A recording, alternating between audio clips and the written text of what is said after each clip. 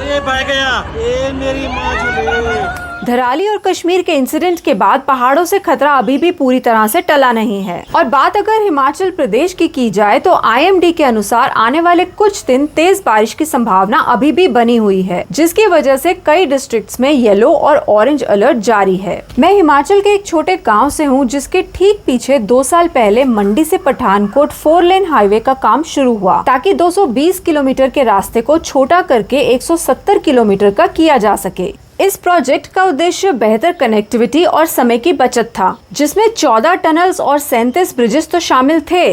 पर यह फैक्ट शायद मिसिंग था कि हिमाचल प्रदेश का 50% एरिया नेचुरल डिजास्टर्स के हाई रिस्क जोन में है।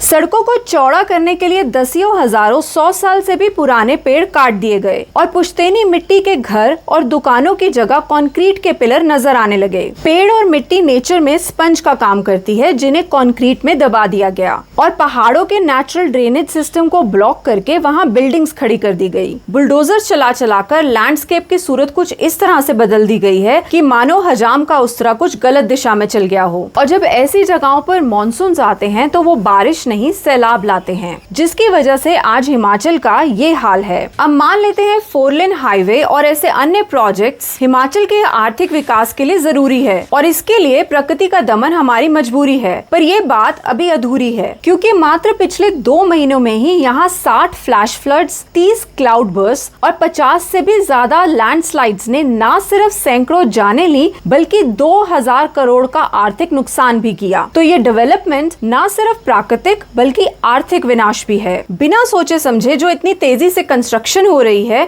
और उससे भी तेजी से जंगलों की कटाई, जिसे रोकना अब सिर्फ हिमाचल की पहचान के लिए ही नहीं बल्कि उसके अस्तित्व के लिए भी जरूरी हो गया है। ओए